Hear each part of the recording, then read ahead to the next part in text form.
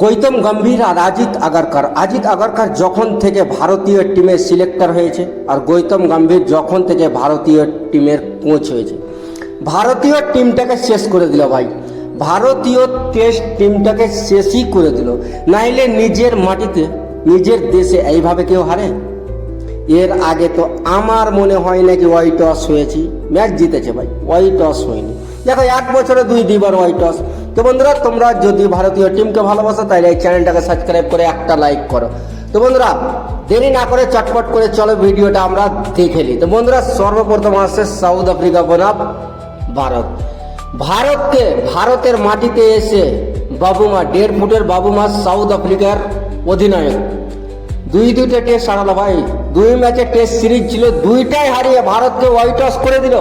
প্রথম তো কলকাতার ইডেন গার্ডেন ঐতিহাসিক গ্রাউন্ডে ভারতকে হারালো, ওখানে সর্বনাশ হার হলো। তারপরে আমরা দর্শকরা এইভাবেই চুপচাপ থাকলাম।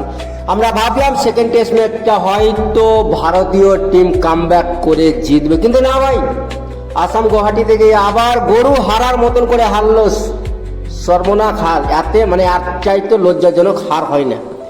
5 দিনের টেস্ট, 5 দিন পর্যন্ত খেললো, ভারতীয় টিম ড্র করতে পারলো না, হেরে গেল।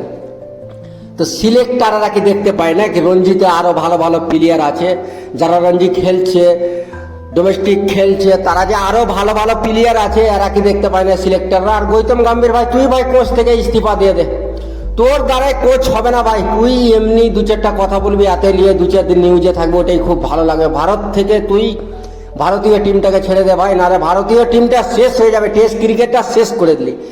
1 বছরে 2025 সালে 1 বছরে 2বার হোয়াইট টস।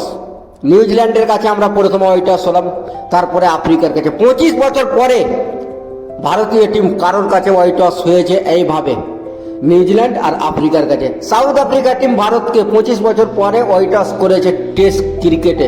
তো আর চাইতে লজ্জা আর কি লাগবে ভাই? না বলো, গৌতম তোমার দ্বারাই না হচ্ছে, তুমি ছেড়ে দাও না। তোমাকে জোরমস্তি রাখা যায়নি টিমে, তুমি ছেড়ে দাও ভাই। তোমার দ্বারাই কোচগিরি করা হবে না, তুমি এমনি 2-4টা কথা বলবে, ওতে নিয়ে ব্যস্ত থাকবে 2-4 দিন মিডিয়া, বাস। আর ভাই আমাদের সহ্য হয় না। তো বন্ধুরা, তোমরাই বলো ভারতীয় টিম কি এর আগে এরকম আশ্চর্যজনক ভাবে, মানে সবচাইতে বাজেভাবে হেরেছে? আমার মনে হয় না। তোমরা দেখে বিরাট কোহলি আর রোহিত শর্মাকে তাড়ানোর জন্য গৌতম গম্ভীর কত রকমই না প্ল্যানিং করলো।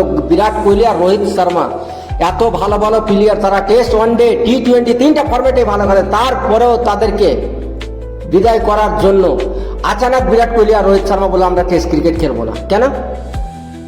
তারা কি আগে থেকে ডিসাইড করেছিল? না, গৌতম গম্ভীর আর কিছু লোকের জন্য তারা টেস্ট ক্রিকেট ছেড়েছে। T20টা ওরা নিজ ইচ্ছায় ছেড়েছিল, কেন কি তারা T20তে একটা বিশ্বকাপ জিতেছিল, তাদের একটা ছিল কি আমরা বিশ্বকাপ জিতবো, তারপরে ছিল বিশ্বকাপ জিতলো ভাই, ছেড়ে দিল, যাক।